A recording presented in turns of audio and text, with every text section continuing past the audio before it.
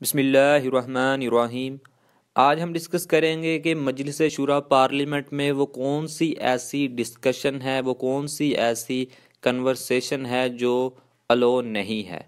जो कन्वर्सेशन या डिस्कशन मजलिस शूरा पार्लियामेंट में अलो नहीं है या जिसकी रेस्ट्रिक्शन है, आज हम वो डिस्कस करेंगे। आर्टिकल 68 है कॉन्स्टिट्यूशन ऑफ पाकिस्तान 1973 का, restriction on discussion in Majlis Shura Parliament. No discussion shall take place in Majlis Shura Parliament with respect to the conduct of any judge of the Supreme Court or of a High Court in the discharge of his duties. यानी मजलिस शूरा parliament में जो है वो किसी भी जज, जो सुप्रीम कोर्ट का जज हो या हाई कोर्ट का जज हो, उसके कंडक्ट के बारे में कोई भी डिस्कशन जो है वो नहीं होगी।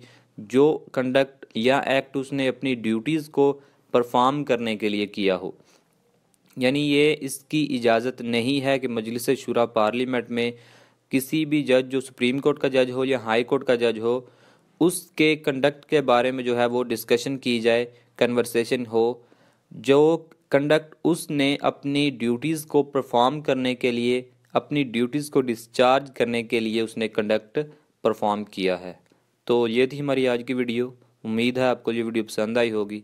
अगर आपको ये वीडियो अच्छी लगे तो इसे लाइक करें, चैनल सब्सक्राइब करें। अल्लाह हाफिज़।